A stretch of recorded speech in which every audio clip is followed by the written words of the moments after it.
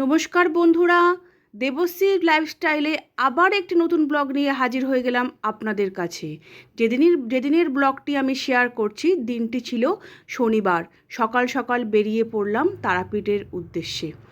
বেশ ভোরবেলাতে সুন্দর লাগছে পরিবেশটা, বেশ একটা ঠান্ডা ঠান্ডা পরিবেশ, কিন্তু এখন একটু রোদ উঠেই যাচ্ছে। অনেক ভোরই আমরা বেরিয়েছিলাম সকাল সকাল সব কিছু করে। তারপর আমাদের বাড়ি থেকে তারাপীঠটা বেশ অনেকটাই দূরে, তাই আমরা শক্তিগড়ে একটু দাঁড়ালাম, দাঁড়িয়ে একটু চা খেলাম। চতুর্দিকটা বেশ ভালো লাগছে, প্রচুর গাড়ি যাচ্ছে, সুন্দর লাগছে পরিবেশটা। আবার ওখান থেকে বেরিয়ে পড়লাম, বেরিয়ে আমরা পৌঁছে গেলাম হোটেলে। হোটেলে এসে আমাদের তখনও রুম দিচ্ছে, আমি বাইরেতে দাঁড়িয়ে আছি। দাঁড়িয়ে এই হোটেলটি বেশ ফাঁকা, সুন্দর একটা পরিবেশ, চতুর্দিকটা বেশ অনেক জায়গা আছে, হালকা পাখির ডাকও ডাকছে, বেশ ভালো লাগছে। তারপর আমরা চলে গেলাম হোটেলের রুমে গিয়ে ফ্রেশ হলাম। ফ্রেশ হয়ে আস্তে আস্তে সবাই মিলে ফ্রেশ হয়ে এবার বেরিয়ে পড়ব মায়ের মন্দিরের উদ্দেশ্যে। টোটো করে যাচ্ছি মায়ের মন্দিরে।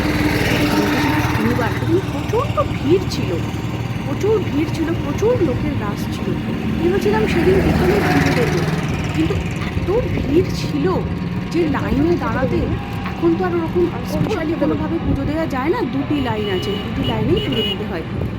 সেদিন আর বিকেলে আমরা পুজো দিলাম না, আস্তে আস্তে মায়ের দর্শন করলাম, ওখানে বসে রইলাম খানিকক্ষণ। তারাপীঠে গেলে যেন মনটা একটু আলাদা শান্তি লাগে। আমার তো ভীষণ ভালো লাগে তারাপীঠে যেতে। মায়ের দর্শন করলাম, সন্ধ্যা আরতি দেখব বলে আমরা ওখানে বসেছিলাম। বসে থাকতে থাকতে পুনিত বলল, চলো মা যাই, মায়ের চরণটা দেখে আসি, এখন তো সন্ধ্যা আরতি হতে একটু দেরি আছে বলে আমরা সকলে মিলে একটু গেলাম মায়ের চরণের দিকে। ওখানে গিয়েও দেখলাম বেশ ভিড় রয়েছে, প্রচুর লাইন। আমরা দূর থেকেই প্রণাম করলাম। ওখানে দাঁড়িয়ে সমস্ত লোকজনকে দেখছিলাম কত ভক্তিভাবে তারা ধূপ ধুনো দিয়ে মায়ের আরতি করছে। আমরাও দেখলাম। আস্তে আস্তে বামদেবের মন্দিরের দিকে এলাম, ওখানটাই একটু ফাঁকা ছিল।